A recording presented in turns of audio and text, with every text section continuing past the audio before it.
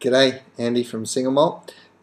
Today we're going to do Old Pulteney Single Malt. It's the Distillery Edition 12-year-old.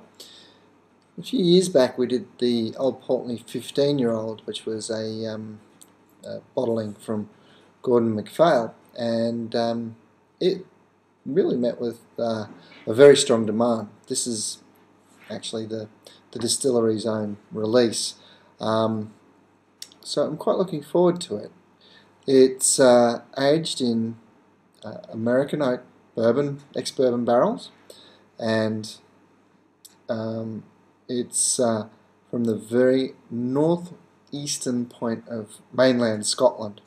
It's the most northerly mainland whisky. There are a couple of islands north, in Scapa and Highland Park, which are in the Orkney Isles, and that's further north, but it's the most northerly mainland whisky, and it's on the east coast, so facing towards Norway, I suppose, right up there. And it was it's in a town called Wick, which was established to chase herring. So it's a very maritime, very much a fishing village, and the fishers used to go out and catch herring and come home and be frozen to the bone. So they'd need to bring lots of whisky up from the southern parts of Scotland, and some bright spark thought, well, why don't we build a distillery here?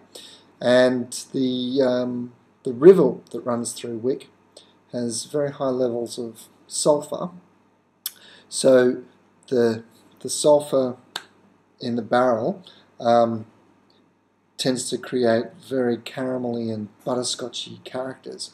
It's also why the Old Pulteney tends to use the bourbon cask, the charred bourbon cask, because it has a lot of carbon, which can absorb unpleasant characters, and sulphur can be a bit woofy, a bit smelly, so you don't really want it.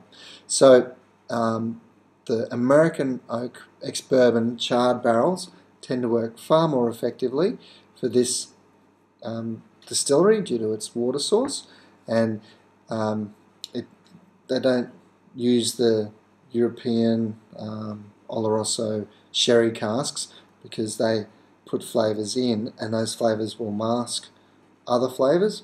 Old Pulteney make a very clean spirit, but they have to remove these flavours, so they put them in the barrel, it takes the flavours out, and it does impart a little bit of flavour to it, but really you get the butterscotch from the sulphur being transmogrified into very interesting and wonderful flavour chemicals.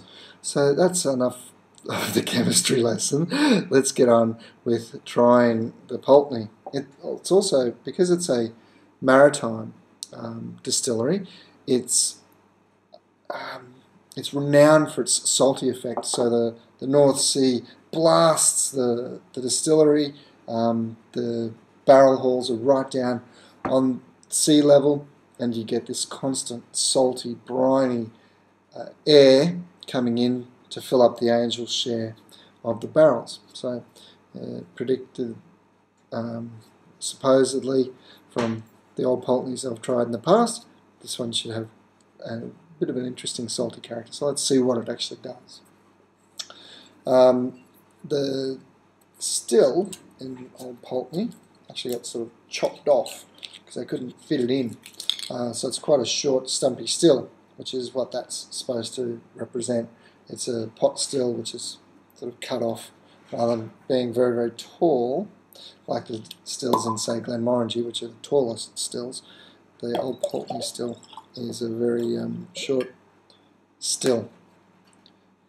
Now, I'll pour this into my favourite whisky glass. As you can see, it has two lines on it. It's a bit hard to see there, but it has two lines on it there, a half dram and a full dram. I like to say, not single and doubled, it's a half and a full. Right. Well, it's a very fruity whiskey. I get really nice tropical fruits, things like banana and yum, apricots. Very different. These are not the sort of flavours that I expect in a single malt. Now it's coming through with that butterscotch, which is a more typical and more of an expected aroma. Yeah, but I'll get very strong banana split, vanilla ice cream. It's really yeah, it's sort of reminiscent of a dessert, banana split. Yeah. Oh, it's just makes me want to drink it.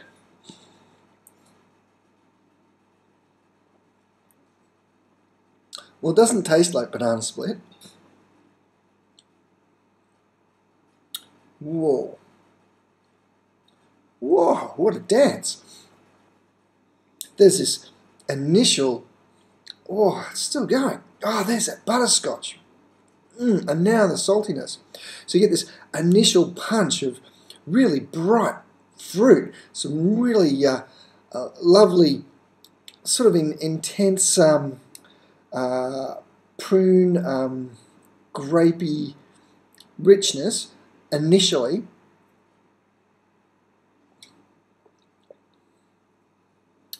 And then there's this lovely dance of salt and butterscotch and caramel, and with vanilla through it. Oh, and it just rolls around in your mouth and down through your throat, and continually changing and evolving. Wow, it's an orchestra. And it's still changing. Wow.